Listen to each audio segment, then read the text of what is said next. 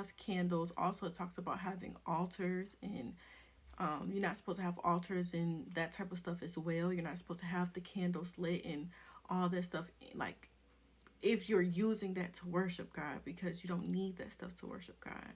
Worship God in spirit and in truth.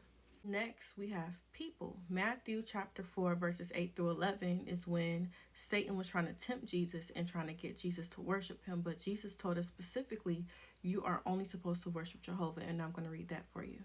So, starting at Matthew chapter 4, verse 9, Satan says, "And he said to him, all these things I will give you if you fall down and do an act of worship to me." He wanted Jesus to worship him.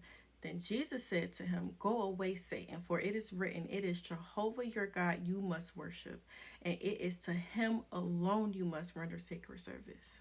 Then in Revelation chapter 22, verses 8 and 9, it says, "Well, I, John, was the one hearing and seeing these things.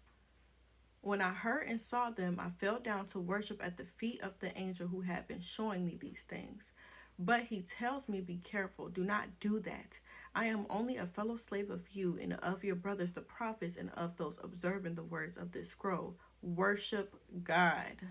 And that's for the people who are worshiping Mary, the saints, Jesus, anybody, any person that is not Jehovah God. In Deuteronomy chapter 7, verse 25, Jehovah tells them to burn the graven images so that way they won't be ensnared by it, because it's something detestable to him.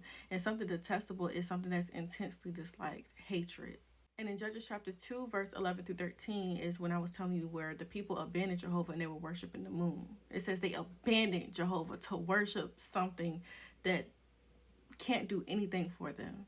I mean, it's the moon, but you know what I mean. You can't, like, in Exodus chapter 34, verse 14, it says, "You must not bow down to another God, for Jehovah is known for requiring exclusive devotion. Yes, he is a God who requires exclusive devotion."